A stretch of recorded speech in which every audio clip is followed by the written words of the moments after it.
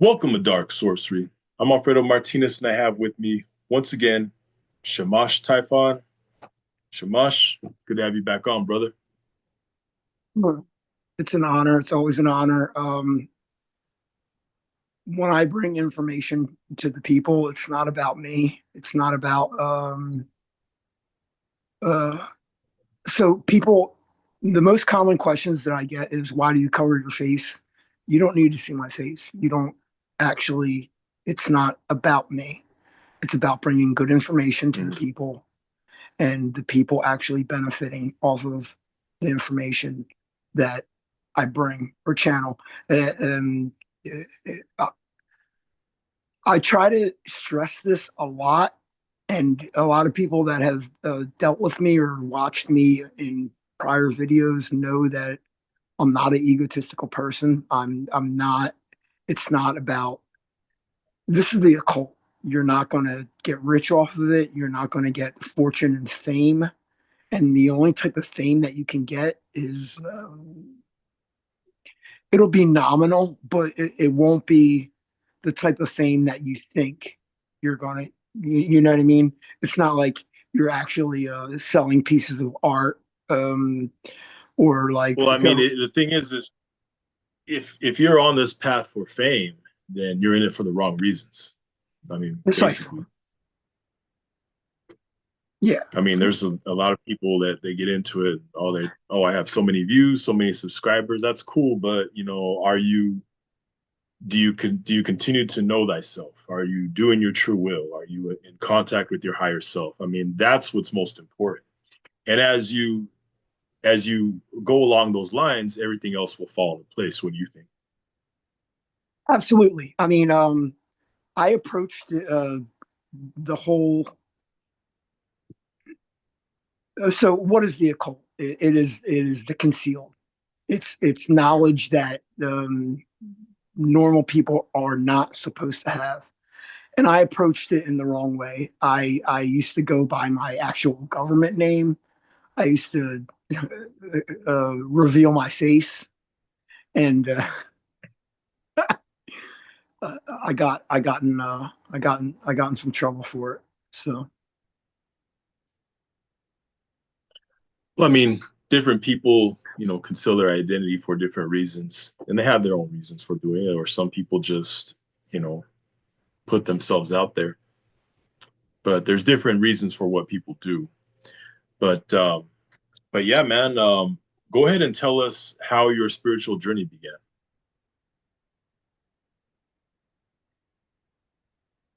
I mean, on what level? Like your spiritual journey begins So as soon as you come out of your mother's womb. I didn't want to come out. okay, but what I go was ahead. a C-section. Like, it was warm in there. I didn't want to come out.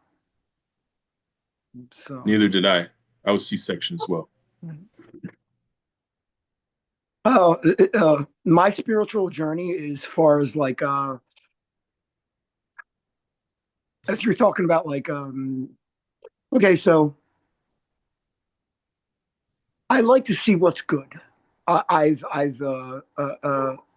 delved into Christianity, Islam, Satanism, Gnosticism, Buddhism, like you name the ism, and I tasted it. And I find that all of them are valid or not, depending on the user. If you can make a spiritual a spiritual practice work for you, meaning if you can cause change in your immediate environment and uh, see evidence that what you're doing is actually having an effect on your sphere of influence, then stick with it. Like people have accused me of being a Christian, whatever. Like the power's got to go somewhere. I say, and we'll talk a little bit about Yeshu, and Yeshu is the name of um, Joshua. That's the name of him. Yeshua Hanatzrai. So Hanatzrite just means he was a Nazarene from the Galley. Now, what a lot of people don't know about Yeshua Hanatzrite is he was like the first Torah Taliban. He was like he was a zealot to the highest order. Now, when so what so who was another Nazarite?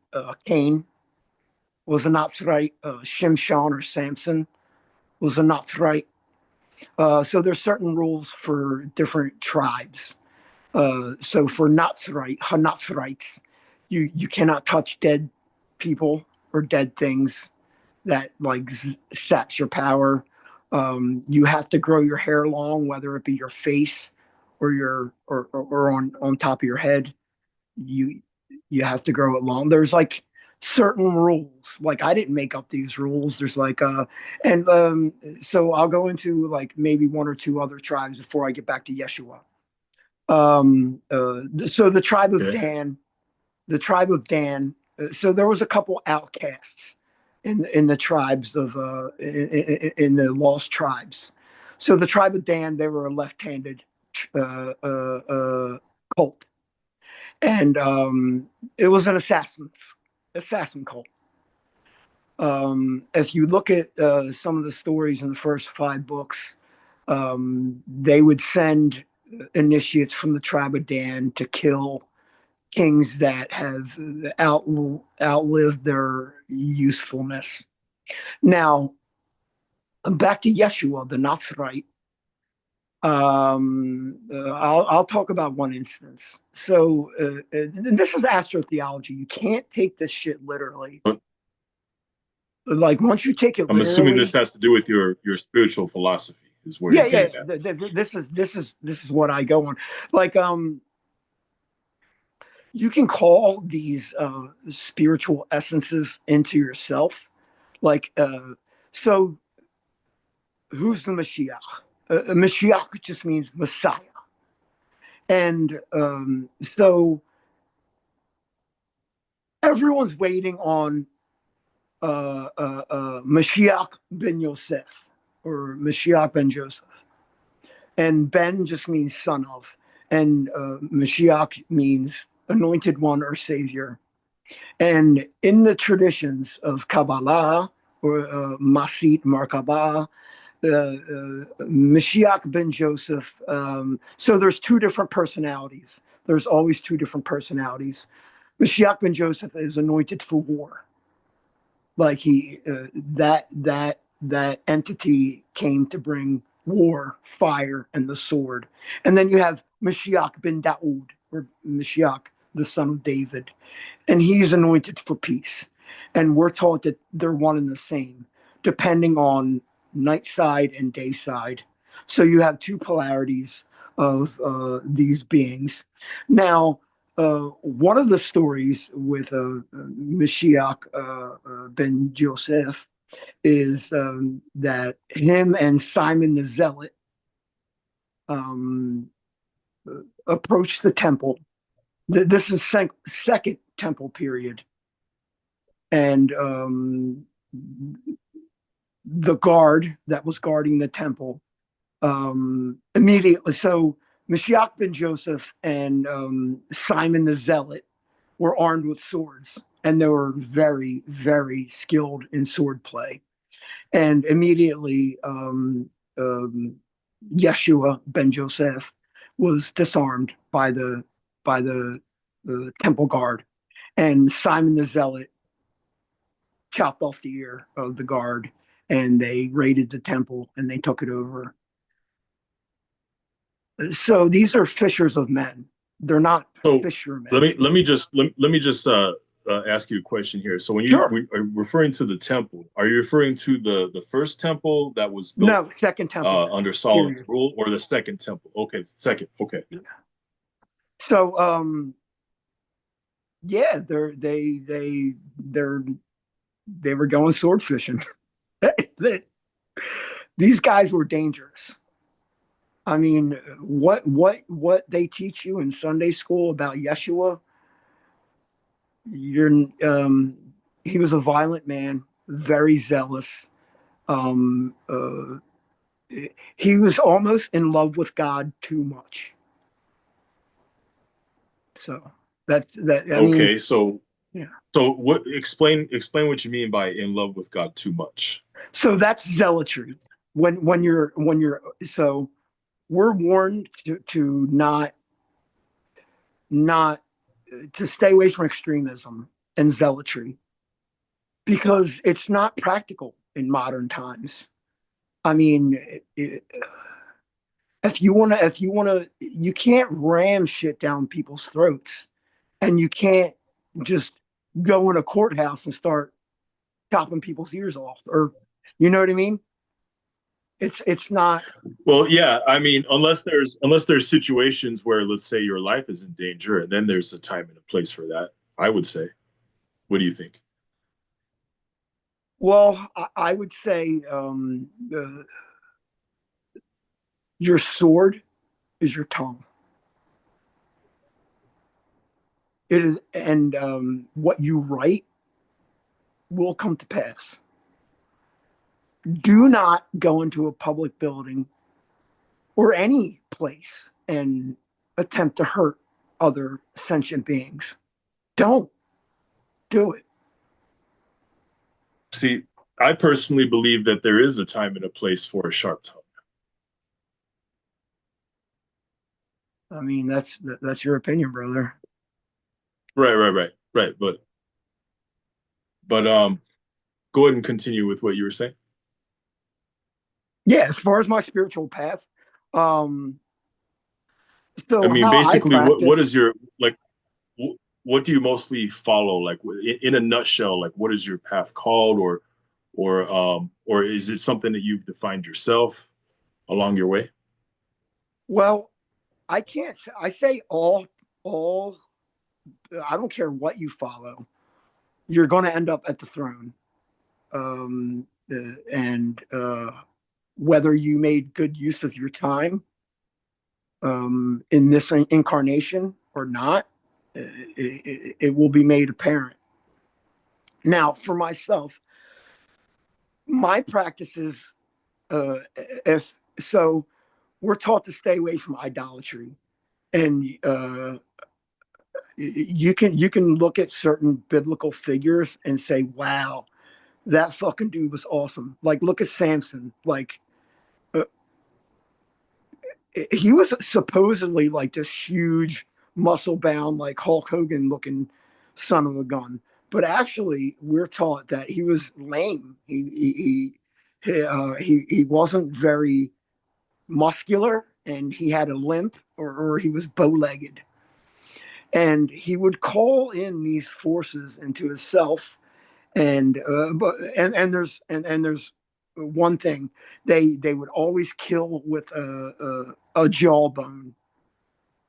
So Cain, Yeshua, and Samson, Nazarites, would kill with a jawbone of an animal. Like, I'm not sure what animal, but it's pretty. It's I would Right, say as maybe described a in the goat Bible. or a Yeah. horse, and So it is your happened to.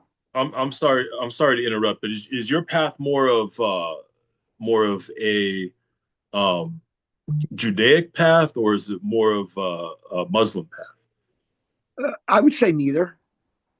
So I Okay, have because you seem to be describing a lot of biblical stuff here. I have the angels, prophets, gods, lesser gods that I call into myself. Not only so it's not like so I can not only channel them, but I give them life within my vessel. And needless to say, Now, yeah, would that apply to, let's say, Jinn as well, yes, or absolutely, other beings similar to that? Okay. yes, So, all especially right. the Jinn. So, what's your okay? Now, let me ask you this. Now, what is your philosophy on the Jinn? Who exactly are they? Are they exactly as they are described in the Quran, or is there a lot more to them? Are they misunderstood? So, okay, a Djinn is an elemental. What? So you have the Djinn, and the Djinn is was the first race of Djinn that were mostly destroyed. Then you have the Shaitan and the Shayateen, and then you have the Ifrit, you have the Marit, you have the Ghoul. There are, so these are different. They represent different elementals, and they can mix them up. Like the Shayateen and Shayatan are mostly made of fire. So you can be possessed, or your Kareen. A Kareen is a Jinn that's assigned to everyone. Everyone is assigned a Kareen or a Jinn. That is either your spiritual guide. Um, uh, uh, and some Jinn, believe it or not, Jinn have religion as well. There are Jewish Jinn, there are Muslim Jinn, there Mhm. are Christian Jinn. So right, and let me, based on that, let me ask you this. So Yeah, Espen Kane has been a frequent guest on this channel, and he's sure. spoken a little bit about the Jinn.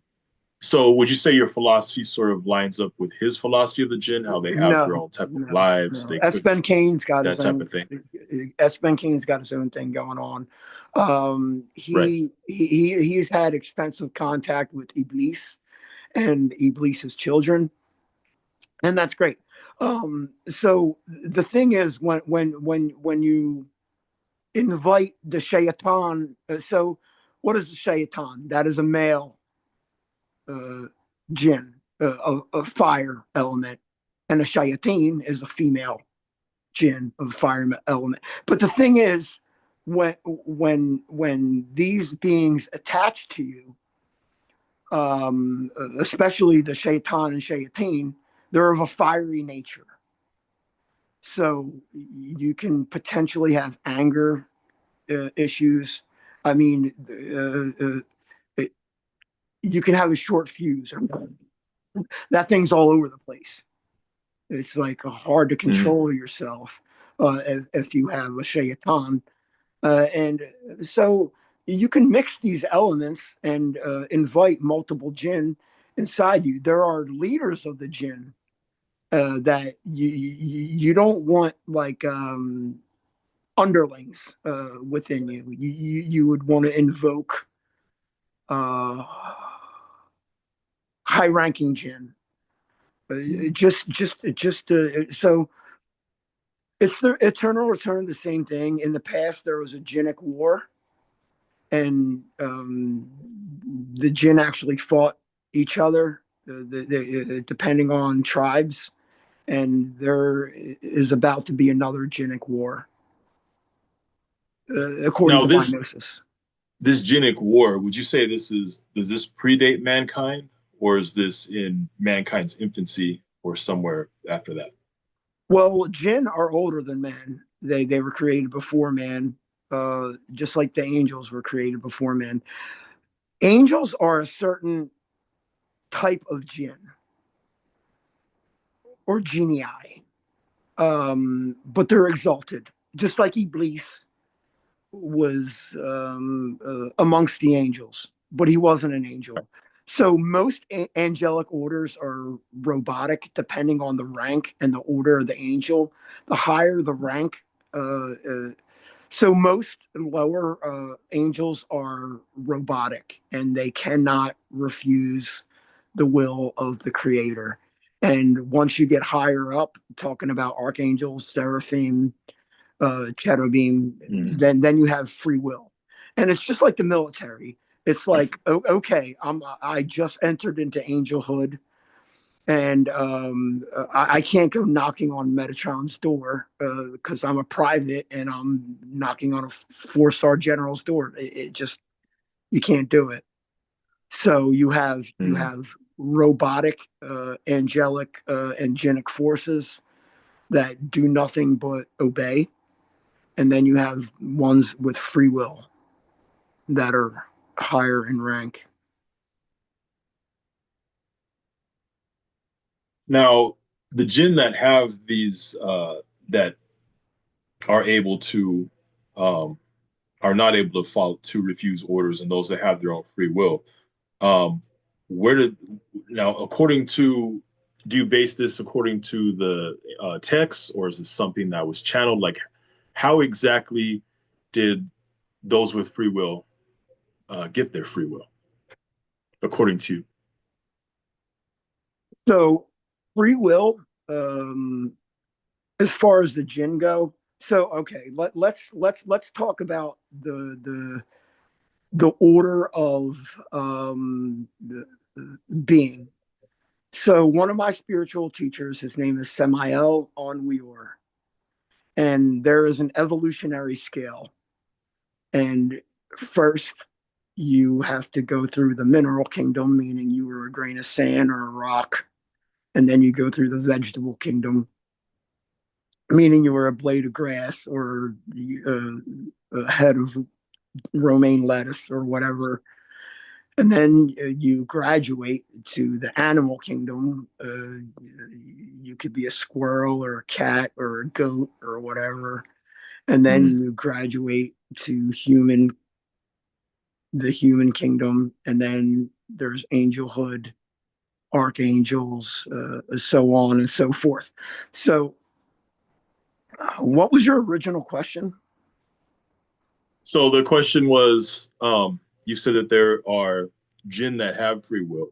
Yeah. Excuse me, jinn that have free will and those that cannot refuse orders, which I'm assuming you're speaking of the angelic, or people described as the angelic, among, based on mainstream teachings. But basically, those who have free will versus those who don't have free will, because a lot of people will look at, say, the Quran and be like, oh, well, the jinn are, jealous of mankind because, they were seen as, I guess, above the angels or that type of thing, and somehow they're jealous of humans. Some people have that philosophy, but what's your philosophy as far as how the difference between those who have free will and those who don't have free will? So I would say those who um, think they have free will, they don't. They're actually, everything's kind of scripted. And those that are following the will of their creator, it would so free will is kind of like, and this is a great secret. Free will to me is kind of an illusion. Like sometimes I want to sleep in, but I wake up at 20 after 5 every morning automatically. Like my foot will start hurting or something like that, like something weird, or I'll get a cramp in my arm.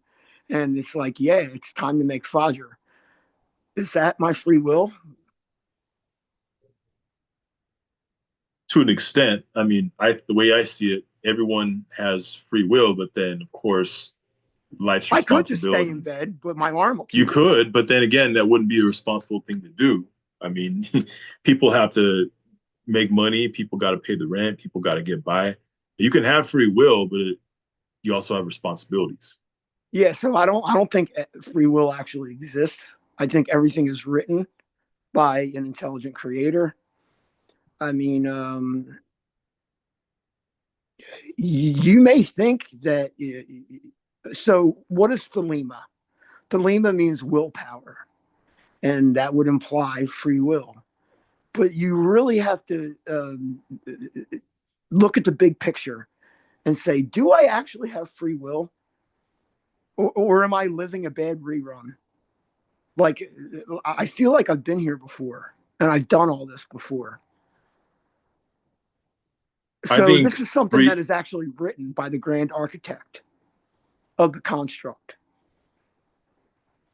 So is this uh based on something like, say, take for instance, so a lot of people base things off of the Hermetic principles, or a lot of people base things off of, certain writings.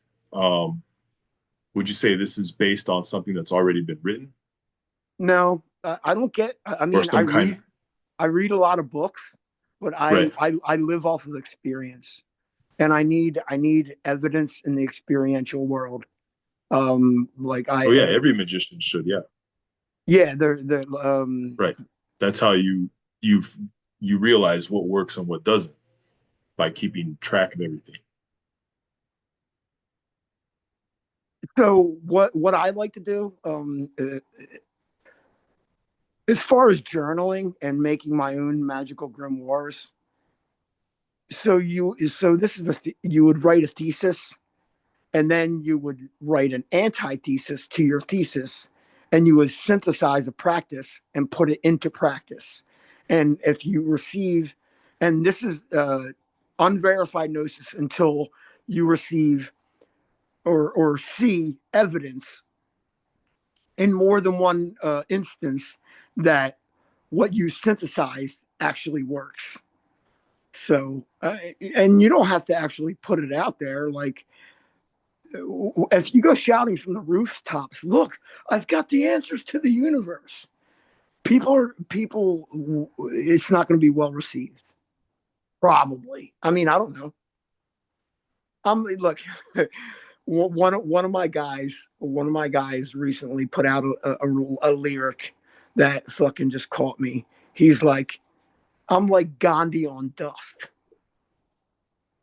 And that means angel dust or PCP. It's like, Yeah, what, bro? How do you come up with that? that's cool. Fuck. Yeah, Ghostface from Wu-Tang Clan. He's one of my guys. I love that guy. Right on. What else you got? Shout out to Wu Tang. Well, um, now, I mean, as far as magical practice, let's say with the Djinn, would it be anything similar to what's out there in books? So, like again, a lot of people go to um, the Book of Smokeless Fire. That's very popular right now. It has to do with the Djinn. Anything similar to that as far as your practice with the Djinn, or does it differ? Well, Book of Smokeless Fire 1 and 2. They're dangerous books. I mean, Yeah, no doubt. those are actual books that you can potentially hurt yourself or someone else. Um, yeah, I mean, there's Sean put out some real information there in both of those books. If you want to work with your personal Djinn, your Karim, the one that's assigned to you, this is a good way to do it. You would so through the Troxler effect, you would light a candle. It's almost like Bloody Mary. You would light a candle, go into a bathroom or just a dark room, light a candle, and have it behind you, and just ask your Karim to show itself to you and talk to you. And it, it it it it may be a little unsettling because if you ask it to show itself to you, it will through the shadows in the background, and you'll definitely hear and see something that is not just your imagination. Okay. All right. Pretty simple. But yeah, man, we'll have to get more into the Djinn and more into your philosophy next time. It's been a good chat, good introductory chat. But yeah, anything else you want to go ahead and add before we call it a night? Yeah, like I have to stress this amongst all occultists and anyone who's like getting Yeah. into like alternate spirituality. Get over the good and evil. Get over the angels and versus demons. It's not like that. You are all of these things. Stop. It'll only lead to inner conflict. And yeah, stop fighting yourself. Stop fighting other people. The more that you can help other people go into the oceans of mercy, go into the oceans of power, you yourself will gain levels that you probably didn't think that you could achieve. So, with that being said, be blessed, be God, be yourself. Right on. Right on. So once again, Shemosh Typhon, thank you for your time. And All right, good brother. everyone who's watching, everyone who's watching, make sure you like and subscribe to Dark Sorcery.